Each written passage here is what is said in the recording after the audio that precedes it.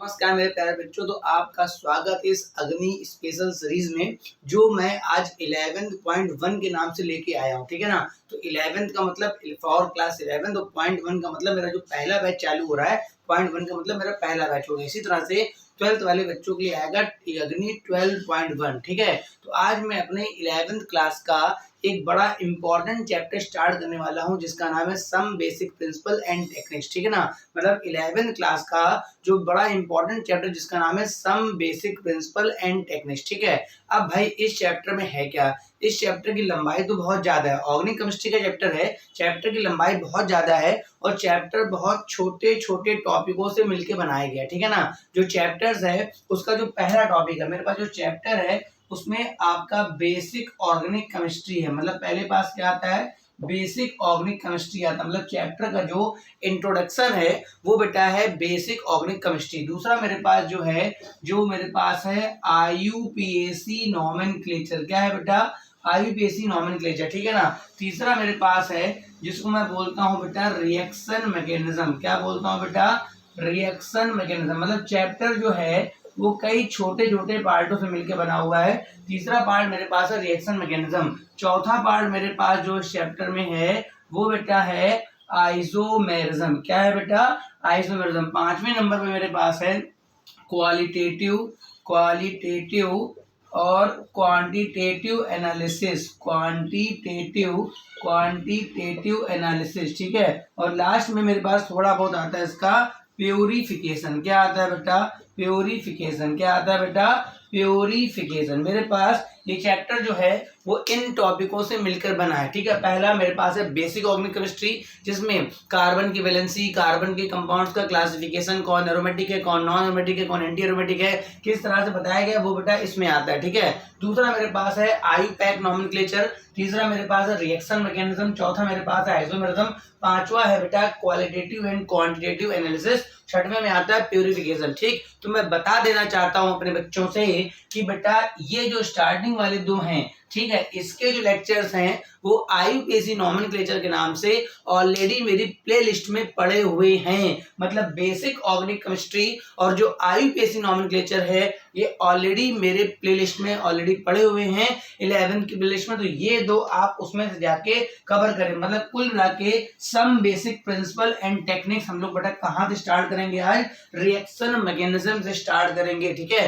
मतलब some basic principle and techniques का IUPAC जाके मेरे प्लेलिस्ट में जाके देख लीजिए आप। बेसिक फंडामेंटल केमिस्ट्री जिसमें कार्बन का हाइब्रिडाइजेशन कितने सिग्मा कितने पाई वो सब भी उसमें दे रखा है। ठीक है। तो हम लोग यहाँ पर स्टार्ट करते हैं बेटा अपने रिएक्शन मैकेनिज्म से। रिएक्शन मैकेनिज्म सर ये होता क्या है, सर शुरुआत से डिटेल से बता दीजिए। देखो भैया, जब भी हमारे पास कोई ऑर्गेनिक रिएक्शन हो रही होती है बेटा, जब भी कभी केमिस्ट्री में ऑर्गेनिक रिएक्शन हो रही होती है, जैसे मैं एक रिएक्शन लिख देता हूं, मैंने मेथेन की रिएक्शन कराई बच्चा क्लोरीन के साथ। ठीक है। In presence of sunlight. बच्चा HNO का मतलब सनलाइट होता है। ठीक है। तो यहाँ पर बेटा इसका H हट के Cl लग जाएगा, ये बन जाएगा CH3Cl और साथ में बच्चा क्या निकल जाएगा, HCl। तो जब भी कभी आप कोई ऑर्गेनिक केमिस्ट्री की रिएक्शन लिखेंगे ना बेटा तो वहां पर एक कार्बन कंटेनिंग कंपाउंड जरूर होगा। तो बेटा इसे हम बोलते हैं सबस्ट्रेट बोलते हैं। बेटा क्या बोलेंगे आज के बाद, सबस्ट्रेट। ठीक है। जिसमें बच्चा कार्बन होगा उसे हम बोलेंगे सबस्ट्रेट बोलेंगे। ठीक है। और फाइनली आपके जो कंपाउंड बनेंगे ना बेटा ये हमारे पास प्रोडक्ट होंगे। क्या होंगे बच्चा, प्रोडक्ट होंगे। मतलब फाइनली जो कंपाउंड बनेंगे बच्चा वो होंगे प्रोडक्ट। तो ये जो सामने लिखा है बेटा इसे हम रिएक्शन बोलते हैं। क्या बोलते हैं बेटा,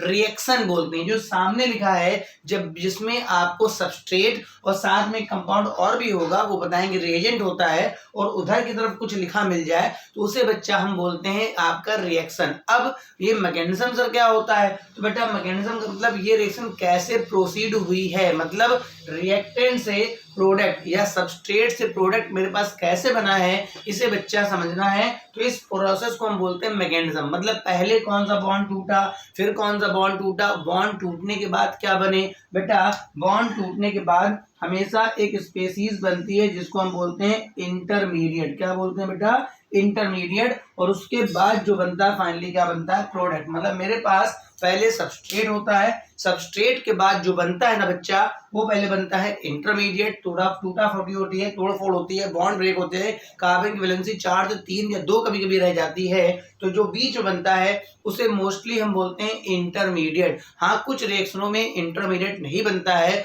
वहां पर रिएक्शन केवल ट्रांजिशन स्टेट से हो जाती है, वो भी आगे क्लियर करेंगे, ठीक है। तो अगर हम समझाएं कि स्टेप वाइज प्रोसेस, अगर कोई भी स्टेप वाइज प्रोसेस जहां पर सबस्ट्रेट से प्रोडक्ट का बनना समझाया गया हो, कोई स्टेप वाइज प्रोसेस जहां पर सबस्ट्रेट से प्रोडक्ट का बनना समझाया गया हो, उसे हम बोलते हैं बच्चा रिएक्शन मैकेनिज्म बोलते हैं। क्या बोलते हैं बच्चा? रिएक्शन मैकेनिज्म, ठीक है। मेरे पास ऑर्गेनिक केमिस्ट्री में बेटा 4 प्रकार की रिएक्शनें होती हैं, ठीक है। हमारे पास जो भी ऑर्गेनिक केमिस्ट्री पढ़ते हैं बच्चा, उसमें 4 प्रकार की रिएक्शनें होती हैं। जैसे पहला मेरे पास होता है बच्चा सब्स्टिट्यूशन रिएक्शंस। क्या होता है बच्चा?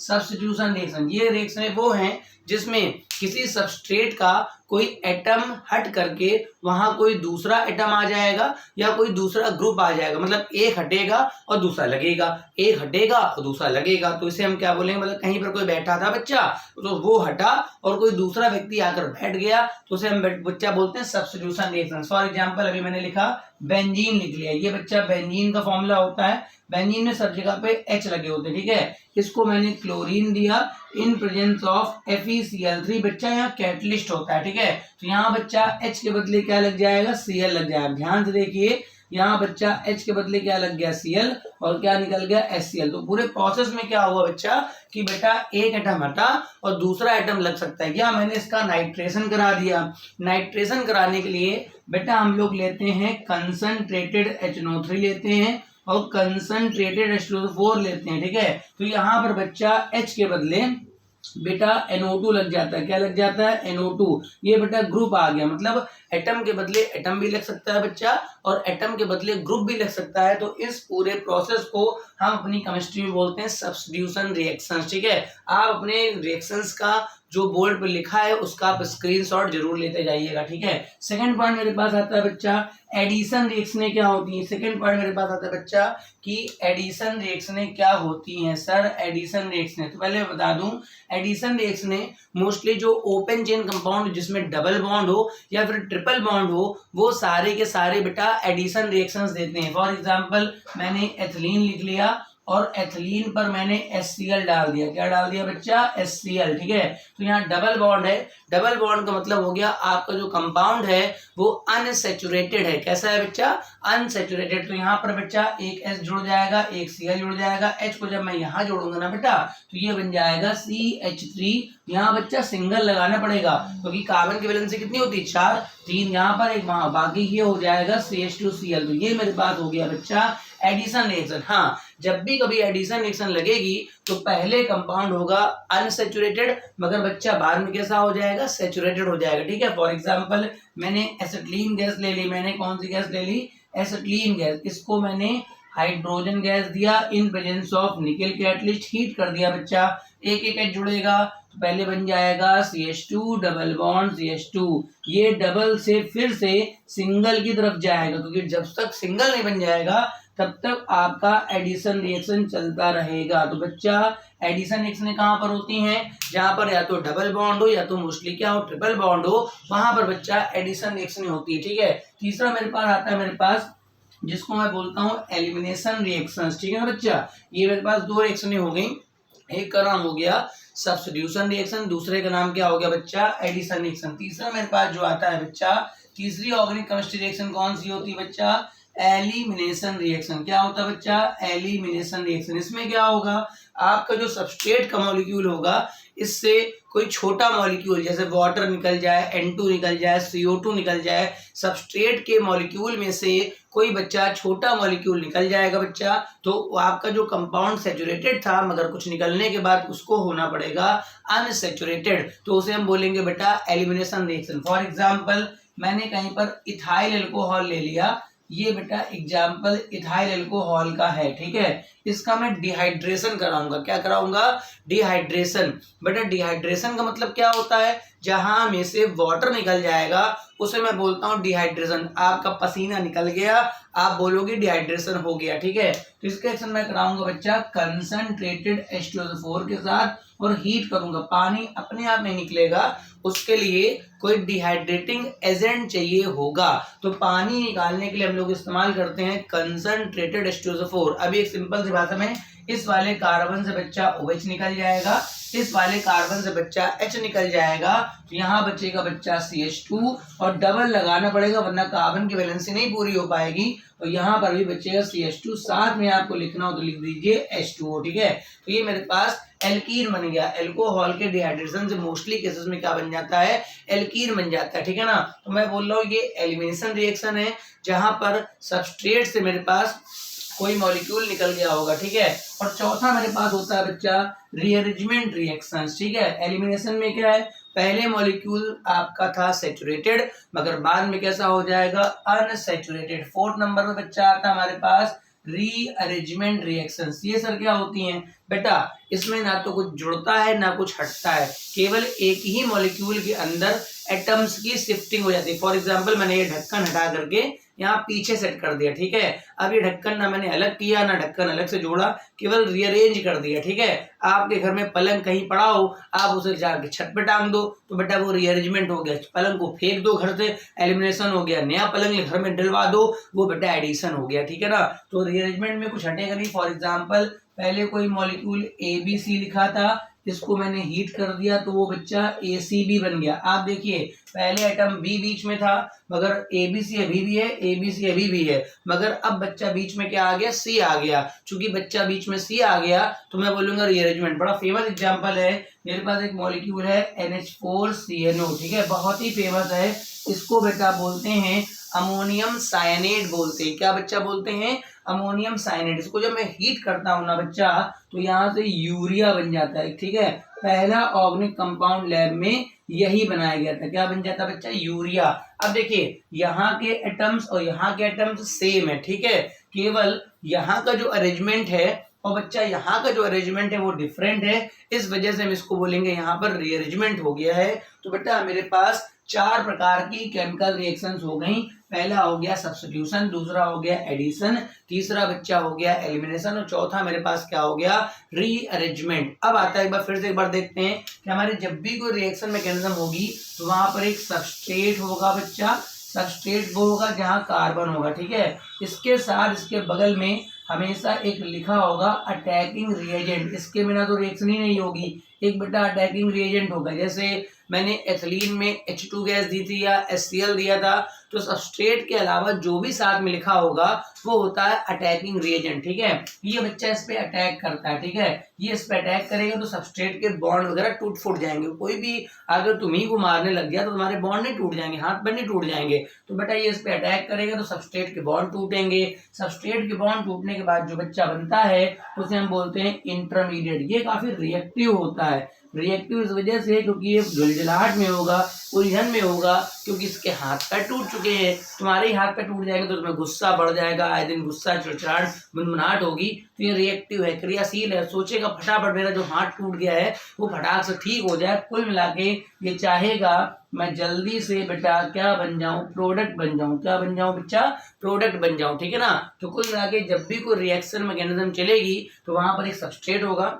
सबस्ट्रेट आप भूल गए होंगे, जिसमें बेटा कार्बन होता है उसे मैं क्या बोलता हूँ बच्चा, सबस्ट्रेट बोलता हूँ। उसके बगल में एक रिएजेंट होगा जिसे हम बोलेंगे अटैकिंग रिएजेंट। ठीक है, ये इस पे अटैक करेगा, अटैक करने के बाद बच्चा इसके बॉन्ड टूट जाएंगे। बॉन्ड टूटने के बाद जो बनेगा इंटरमीडिएट होगा, उसके बाद मेरे पास फाइनली जो बनेगा प्रोडक्ट। यानी ओवरऑल रिएक्शन मैकेनिज्म पढ़ने में हमें क्या क्या समझना है, एक मेरे को समझना है अटैकिंग रिएजेंट कितने प्रकार का होता है, दूसरा इसके बॉन्ड मेरे कितने प्रकार से टूटते हैं, और तीसरा मेरे पास इंटरमीडिएट कितने प्रकार का है। और कुछ यहाँ पर इलेक्ट्रॉनिक इफेक्ट होते हैं जिनको मैं inductive effect, electromeric effect, mesomeric या रेजोनेंस इफेक्ट के नाम से जाता हूँ। तो पूरी रिएक्शन मैकेनिज्म का जो बेसिक फंडामेंटल है वो 4 बातें हैं, 8 नहीं है बेटा, 4 बातें। ये 4 उंगलियां देखो। ठीक है, पहला मेरे पास जो अटैक करने वाला है वो किस टाइप का है, दूसरा जो सबस्ट्रेट के बॉन्ड टूटेंगे बेटा वो किस तरह से टूटेंगे, तीसरा मेरे पास बॉन्ड टूटने के बाद जो बनेगा मतलब इंटरमीडिएट वो कितने प्रकार का होगा,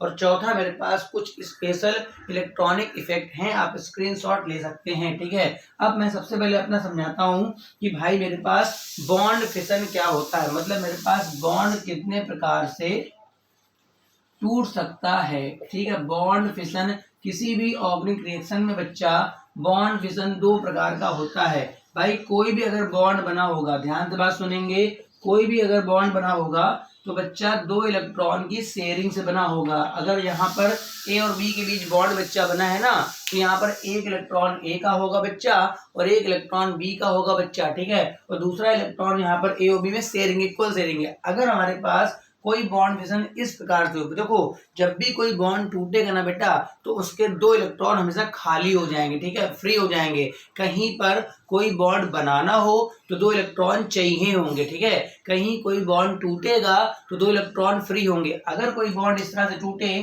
कि बी अपना इलेक्ट्रॉन लेके जाए, हाफ एरो बनाया मैंने, और ए अपना लेके जाए, मतलब ए अपना इलेक्ट्रॉन लेके चला गया भैया और बी जो है वो अपना इलेक्ट्रॉन लेके चला गया, इस प्रकार के बॉन्ड फिशन को बच्चा हम लोग बोलते हैं होमोलिटिक। क्या बोलते हैं बच्चा? Homolytic bond fission. ठीक है, क्या बोलते हैं बच्चा? Homolytic bond fission. ठीक है, अच्छा अगर मेरे पास कोई बॉन्ड फिशन ऐसा हो जाए जिसमें दोनों इलेक्ट्रॉन मान लो या तो बी लेके चला जाए, ये फुल एरो बना हुआ, दोनों इलेक्ट्रॉन मतलब बी अपना इलेक्ट्रॉन तो ले ही गया, साथ में ए का भी ले गया, तो बी के पास एक इलेक्ट्रॉन ज्यादा हो जाएगा, बी के पास एक इलेक्ट्रॉन ज्यादा तो यहाँ माइनस, ए के पास एक कम तो यहाँ प्लस। तो ये जो इस प्रकार का बॉन्ड फिशन होगा बच्चा, इसे बोलते हैं हेट्रोलिटिक बॉन्ड फिशन। क्या बोलते हैं बच्चा? Heterolytic bond fission. इसमें बच्चा हमेशा आयंस बनते हैं और इसमें बच्चा हमेशा रेडिकल्स बनते हैं। इनको या तो हम रेडिकल्स बोल देते हैं या बच्चा कहीं कहीं फ्री रेडिकल्स बोला जाता है। ठीक है, क्या है फिर से देखते हैं। हमारे पास जब अटैकिंग रिएजेंट सबस्ट्रेट पे आके अटैक करता है ना, ठीक है, तो बेटा दो प्रकार से बॉन्ड फिशन हो सकता है, दोनों एक साथ नहीं होंगे, कोई एक ही होगा। ठीक है, अगर बी अपना इलेक्ट्रॉन ले गया, ए अपना ले गया और ए पे डॉट आ गया, बी पे डॉट आ गया, इन पे चार्ज क्यों नहीं आया सर? इन पे चार्ज बच्चा इसलिए नहीं आया क्योंकि सब अपने अपने इलेक्ट्रॉन लेके गए हैं। कोई जब किसी दूसरे का इलेक्ट्रॉन लेके चला जाएगा बच्चा, तो उस पे या तो लेके आया तो प्लस, अगर दे के गया तो क्या, मतलब अगर लेके आया तो माइनस और दे के गया तो प्लस। ठीक है ना, तो ये रेडिकल्स बनते हैं। और अगर इस तरह का बॉन्ड फिशन हो रहा है कि दोनों इलेक्ट्रॉन या तो बी लेके चला गया या तो फिर ए लेके चला गया, तो हम इस तरह के बॉन्ड फिशन को बच्चा बोलते हैं हेट्रोलिटिक बॉन्ड फिशन। और यहाँ पर जो बनते हैं आयंस। अब सर हमें कैसे पता लगेगा कि कब कौन सा बॉन्ड फिशन होना है? हमें कैसा पता लगेगा कि बॉन्ड फिशन की में रेडिकल्स बन रहे हैं कि आयंस? तो बेटा यहाँ पर कुछ स्पेशल कंडीशन है। अगर किसी रिएक्शन में हीट हो जाए या किसी रिएक्शन में लाइट हो जाए या फिर पेरोक्साइड हो जाए। पेरोक्साइड बच्चा क्या होता है? ऐसे मॉलिक्यूल जहां ओ के बीच सिंगल बॉन्ड होते हैं उनको हम क्या बोलते हैं? पेरोक्साइड। अगर बच्चा इन तीन कंडीशन में से कुछ हुआ, मतलब आप अपने सबस्ट्रेट वगैरह को स्ट्रांगली हीट कर रहे हैं या रिएक्शन में लाइट लिखी है या कोई पेरोक्साइड लिखा है, मोस्टली बेंजोइल पेरोक्साइड, या हम लोग H2O2 से भी काम चला लेते हैं। ठीक है, अगर ये तीन कंडीशनें हैं प्लस नॉन पोलर सॉल्वेंट है। कैसा है बेटा? Non polar solvent. ऐसा सॉल्वेंट जहां पोलरिटी ना हो, ऐसा सॉल्वेंट जहां पोलरिटी ना हो, तो इस तरह के बॉन्ड फिशन होने की संभावना मैक्सिमम है। इस केस में केवल एक ही केस है कि आपका जो सॉल्वेंट होना चाहिए जहां पर रिएक्शन हो रही हो वो बेटा पोलर होना चाहिए। प्लस अगर बी इलेक्ट्रॉन लेके गया है, अगर बी इलेक्ट्रॉन लेके गया है तो बच्चा बी की जो इलेक्ट्रोनेगेटिविटी है, मतलब बी की जो इलेक्ट्रॉन विड्राइंग पावर है वो ए से ज्यादा होनी चाहिए। अगर ए इलेक्ट्रॉन लेके गया है बच्चा तो ए की इलेक्ट्रॉन विड्राइंग पावर बेटा क्या होनी चाहिए? मतलब ए की ज्यादा होनी चाहिए। जो इलेक्ट्रॉन लेके जाएगा उसकी इलेक्ट्रोनेगेटिविटी की वैल्यू बच्चा ज्यादा होगी। तो ये मेरे पास बॉन्ड फिशन हो गया। अब मैं कुछ एग्जाम्पल दिखा देता हूँ। जैसे यहाँ पर कोई एग्जाम्पल है, आप जरा बता दीजिएगा कि कहाँ पर कौन सा बॉन्ड फिशन हुआ है। जैसे मैंने क्लोरीन पर लाइट डाल दी, क्लोरीन पर लाइट डाल दी, तो क्लोरीन को मैं ऐसे लिख लूंगा Cl single bond Cl। Light डाली जाती है इस पर, एक इलेक्ट्रॉन पहला Cl, ये अपना Cl लेके चला गया तो Cl डॉट रेडिकल बन गया। मैंने कहीं पर CH3I लिया, इसमें मैंने लाइट डाल दिया, हीट कर दिया, तो यहाँ पर भी आपके रेडिकल्स मैंने बना दिए। तो ये मेरे पास हो गया CH3 डॉट, ये मेरे पास हो गया I डॉट। कहीं पर ऐसा लिखा है C पे 3 CH3 लिखे हैं, C पे 3 CH3 लिखे हैं और यहाँ Cl लिखा है। ठीक है, तो हो सकता है कि ये Cl दोनों इलेक्ट्रॉन लेके चला जाए, तो हो सकता है यहाँ पर C पर आपका CH3 और CH3 इस वाले कार्बन पे चार्ज आ जाएगा पॉजिटिव, Cl पे आ जाएगा निगेटिव। मतलब देखिए हीट लाइट वाली कंडीशन थी, तो बच्चा मैंने रेडिकल्स बना दिए ठीक है, हीट लाइट वाली बच्चा कंडीशन थी तो मैंने रेडिकल्स बना दिए, और जहाँ पर विदाउट नो कंडीशन था तो वहां पर मैंने क्या कर दिया बेटा, आयंस बना दिए। फिर मेरे पास दो प्रकार के बॉन्ड फिजन हैं, मेरे पास दो प्रकार के बॉन्ड फिजन हैं, एक का नाम था बच्चा होमोलिटिक बॉन्ड फिजन और दूसरे का नाम था बच्चा हेटेरोलिटिक बॉन्ड फिजन। अब सर ये जो रेडिकल्स बन गए हैं, इनकी सर क्या प्रॉपर्टीज होती हैं? कभी कभी आपके board CBSE board IC board में कुछ क्वेश्चन अच्छे आते हैं, ठीक है, असर्शन रीजन हो गया, ठीक है, फिलिंग द ब्लैंक्स वगैरह हो गया, इन तरह के आते तो नॉलेज ज्यादा चाहिए। इसमें क्या लिखा पढ़ी वाला काम कम होता है और नॉलेज बातें जितनी ज्यादा पता हो, ठीक है। जैसे मेरे पास रेडिकल्स की मैं प्रॉपर्टी बता रहा हूँ, किसकी प्रॉपर्टी बता रहा हूँ, रेडिकल्स। तो पहला पॉइंट तो ये है कि रेडिकल्स तब बनेंगे जब बॉन्ड फिजन बच्चा कैसा होगा, होमोलिटिक, ठीक है।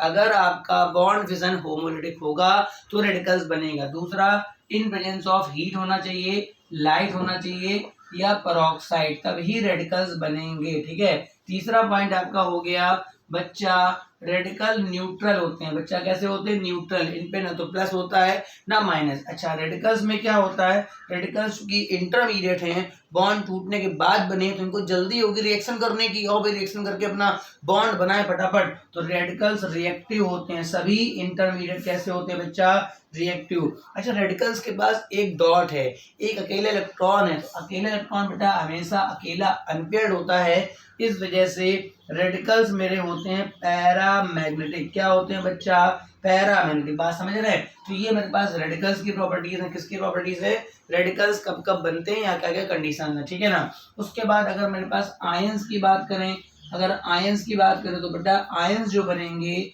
वो बच्चा बनेंगे हेटेरोलिटिक बॉन्ड फिजन में बनेंगे। किसमें बनेंगे बच्चा, हेटेरोलिटिक बॉन्ड फिजन में, ठीक है। आयंस में चार्ज होता है, क्या होता है बच्चा, चार्ज होता है, ठीक है। आयंस जो होते हैं वो भी आपके रिएक्टिव होते हैं। क्यों रिएक्टिव है सर ये, क्योंकि एक पर कमी हो गई और एक पे क्या हो गया, ज्यादा हो गया।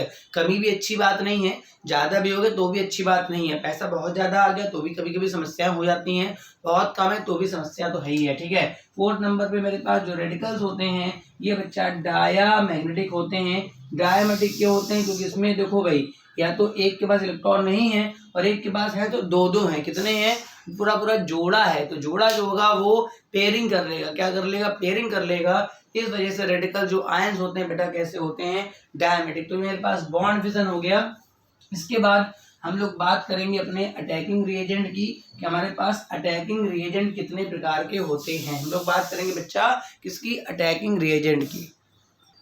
हाँ तो बेटा हम लोग बात करेंगे अब अटैकिंग रिएजेंट, मतलब हमारे पास जो अटैकिंग रिएजेंट, ये सर क्या होता है बेटा, जो सबस्ट्रेट पर आके अटैक करता है, जिससे बेटा सबस्ट्रेट के बॉन्ड टूट जाते हैं और उसके बाद बनता है इंटरमीडिएट। तो जो अटैक करने वाली बेटा स्पीसीज है ना, उसे हम बेटा किस नाम से जानते हैं, अटैकिंग रिएजेंट, ठीक है ना। तो मेरे पास जो अटैकिंग रिएजेंट होता है बच्चा वो दो प्रकार का होता है। एक को बोलते हैं इलेक्ट्रोफाइल बोलते हैं, ठीक है, एक को बच्चा क्या बोलते हैं, इलेक्ट्रोफाइल बोलते हैं, और एक को बच्चा बोलते हैं न्यूक्लियोफाइल। मतलब दो प्रकार का हमारे पास अटैकिंग रिएजेंट है, इलेक्ट्रोफाइल और न्यूक्लियोफाइल, ठीक है।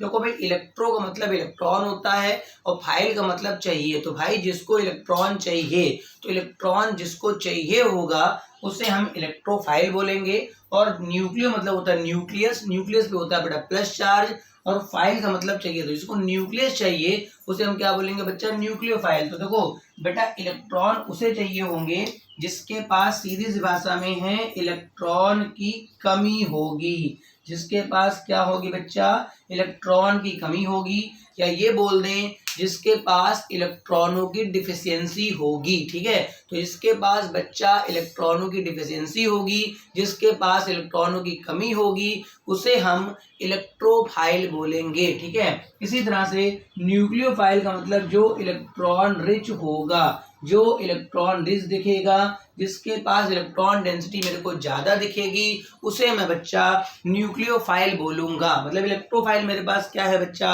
जिसके पास इलेक्ट्रॉन की कमी है ना बेटा, उसे मैं इलेक्ट्रोफाइल बोलूंगा, और जिसके पास इलेक्ट्रॉन डेंसिटी ज्यादा है बच्चा, उसे मैं न्यूक्लियोफाइल बोलूंगा। इलेक्ट्रोफाइल बेटा दो प्रकार के होते हैं बेटा, एक तो वो होते हैं जिन पे पूरा पूरा प्लस होता है। देखो भाई प्लस चार्ज का मतलब ही होता है कि इलेक्ट्रॉनों की कमी है। दूसरे मेरे पास ऐसे होते हैं जो इलेक्ट्रोफाइल तो होते हैं मगर बच्चा वो न्यूट्रल होते हैं। कैसे होते हैं? न्यूट्रल, मतलब उनपे किसी प्रकार का कोई चार्ज नहीं होता है। जैसे मान लो आपके पास किसी चीज की कमी है और कमी दिखाई भी पड़ रही है, अगर कमी है और कमी दिखाई भी पड़ रही है, जैसे कमी है और प्लस दिख भी रहा है, तो ये वाला हो गया। एक हो गया कमी तो है मगर वो दिख नहीं रही है, छुप गई है, ठीक है ना, तो वो न्यूट्रल वाला इलेक्ट्रोफाइल होगा। भाई कमी तो है मगर आपने अपनी चतुरता से उसको छुपा लिया तो वो न्यूट्रल वाला होगा। तो जिस पर मोस्टली प्लस लग जाएगा वो सब के सब बेटा इलेक्ट्रोफाइल मोस्टली होते हैं, ठीक है। जैसे H+ हो गया, Cl का भी प्लस बनता है बच्चा, Br का भी प्लस बनता है बच्चा, I का भी प्लस बनता है बच्चा, ठीक है। CH3 प्लस हो गया, ठीक है। आपका NO2 प्लस भी इलेक्ट्रोफाइल है, आपका NO प्लस भी इलेक्ट्रोफाइल है, आपका CH3CO प्लस भी इलेक्ट्रोफाइल है। ये जितने प्लस वाले हैं ना बच्चा, ये तो इलेक्ट्रोफाइल होते ही हैं, ठीक है, क्योंकि इन सब पर प्लस का टीका लग गया है। जिन पे बच्चा प्लस का टीका लग गया है ना, वो तो बेटा इलेक्ट्रोफाइल हो ही जाएगा। दूसरा मेरे पास है न्यूट्रल वाला। जैसे अगर कोई मॉलिक्यूल ऐसे है जिसका ऑक्टेट कंप्लीट नहीं है, क्या कंप्लीट नहीं बेटा? ऑक्टेट। जैसे मैं बताता हूँ बोरॉन ट्राईफ्लोराइड, ठीक है। अगर आपने ऑक्टेट रूल पढ़ा होगा तो 8 का मतलब ऑक्टेट होता है। तो यहाँ 2 2 4 2 6 बेटा 6 है, मतलब 2 इलेक्ट्रॉन कम है, मतलब 2 की कमी है, मतलब इसमें कोई चार्ज नहीं है, फिर भी ये इसके पास कमी होने की वजह से इलेक्ट्रोफाइल है। अगला इसी की कैटेगरी का है AlCl3, ठीक है, AlCl3। और एक बेटा होता है SO3। SO3 में क्या होता है कि 3 ऑक्सीजन जो लगे होते हैं इन पर बेटा निगेटिव चार्ज, ऊपर लिख देता हूँ SO3। SO3 में बच्चा क्या होता है, 3 ऑक्सीजन पे होता है अलग अलग निगेटिव, मगर सारा का सारा पॉजिटिव बच्चा किस पे होता है? सल्फर पे आ जाता है। तो सल्फर पे बहुत ज्यादा प्लस होने की वजह से जो सल्फर का सेंटर है वो बेटा इलेक्ट्रोफाइल की तरह काम करता है। तो ये मेरे पास वो रिएजेंट हैं जो इलेक्ट्रोफाइल होंगे। हाँ एक बात और बता दूं, इलेक्ट्रोफाइल रिएजेंट हमेशा सबस्ट्रेट में वहां अटैक करेगा जहां उसे इलेक्ट्रॉन डेंसिटी ज्यादा दिखेगी, क्योंकि इनके पास खुद इलेक्ट्रॉनों की बच्चा क्या है? कमी है। इनके पास खुद इलेक्ट्रॉनों की कमी है बेटा, तो ये सबस्ट्रेट में उस जगह पे जाके अटैक करेंगे जहां इलेक्ट्रॉन डेंसिटी की वैल्यू क्या होगी? ज्यादा होगी। इसी तरह से जो न्यूक्लियोफाइल्स हैं तो ये भी बच्चा 2 प्रकार के होते हैं, या तो निगेटिव चार्ज होगा या तो न्यूट्रल होगा, या तो निगेटिव चार्ज होगा या तो न्यूट्रल होगा। निगेटिव चार्ज का मतलब ही होता है इलेक्ट्रॉन डेंसिटी का ज्यादा हो जाना, ठीक है। निगेटिव चार्ज का मतलब ही होता है इलेक्ट्रॉन डेंसिटी ज्यादा हो जाना, मतलब वो तो न्यूक्लियोफाइल हो ही गया। जैसे फॉर एग्जांपल Cl- लिख लिया मैंने, Br- लिख लिया, I- लिख लिया, OH- लिख लिया, OR- लिख लिया, NH2- लिख लिया। तो ये जितने मैंने लिखे हैं इन सब पर निगेटिव चार्ज है।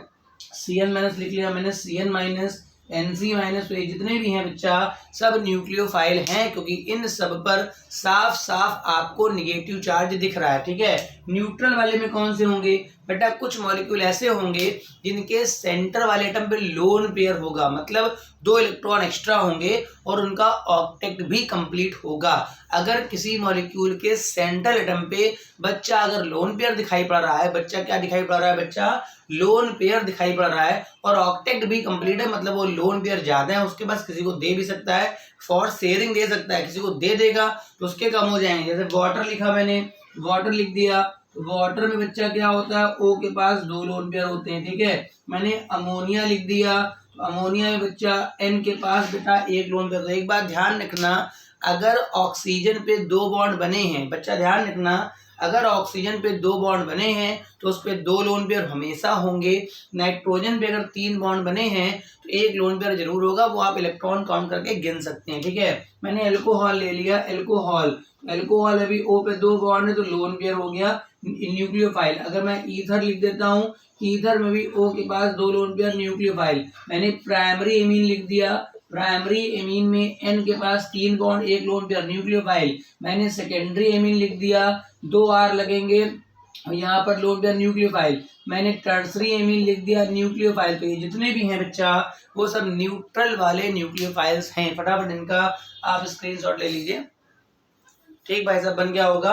तो बेटा उम्मीद है कि आज का जितना भी लेक्चर पढ़ाया गया है आपने बहुत अच्छे से सीखा होगा। ठीक है, देखो भाई सिलेबस मैंने स्टार्ट कर दिया है। अगर आप इसको डेली का डेली रीड करके पढ़ के बैठेंगे ना तो अगले लेक्चर में आपको बहुत ज्यादा बातें समझ में आएंगी। अब जो नेक्स्ट लेक्चर होगा उसमें मैं पूरी कोशिश करूंगा कि मैं अपना इंटरमीडिएट कंप्लीट कर दूं।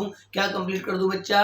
इंटरमीडिएट कंप्लीट कर दूं। मोस्टली वैसे तो हमें 6 प्रकार के पढ़ने होते हैं मगर 3 बड़े इंपॉर्टेंट हैं, कार्बोकेटायन, कार्बेनॉन और रेडिकल्स। ठीक है, और उसके बाद मैं अपना देखता हूं आपका इलेक्ट्रॉनिक इफेक्ट। तो पहले हम लोग पढ़ेंगे इलेक्ट्रॉनिक इफेक्ट पढ़ेंगे। ठीक है, उसमें भी इंडक्टिव मेन है और मेसोमेरिक भी मेन है। इलेक्ट्रोमेरिक छोटा सा इफेक्ट होता है। तो नेक्स्ट लेक्चर जो आएगा बच्चा आपके लिए उसमें आपके इलेक्ट्रॉनिक इफेक्ट कंप्लीट हो जाएंगे। तो ओवरऑल मैकेनिज्म का जो पोर्शन मोस्टली है वो लगभग कंप्लीट होने वाला है। फिर उसके बाद कुछ रिएक्शनों की मैकेनिज्म पढ़ेंगे कि substitution, nucleophilic reaction, SN reaction कितने प्रकार की है, SN1 SN2 और एरोमेटिक मैंने बेंजीन वाले भी कुछ इसी में ही हम लोग देख लेंगे। ठीक है ना, तो इतना करने के बाद आपका जो रिएक्शन मैकेनिज्म वाला पार्ट है लगभग कंप्लीट हो जाएगा, क्योंकि इसमें यही सब आता है। बॉन्ड फिजन रिएक्शन कितने प्रकार की होती हैं, हाउ मेनी टाइप्स ऑफ। ठीक है, आपका इंटरमीडिएट कितने प्रकार का है, कौन ज्यादा स्टेबल है कौन कम स्टेबल है, इलेक्ट्रोमेरिक इफेक्ट का एप्लीकेशन क्या, इंडक्टिव इफेक्ट का। तो ये सब बातें जो होंगी प्लस लास्ट में मैं कुछ अपना सीबीएसई जैसे के क्वेश्चंस भी डिस्कस कराऊंगा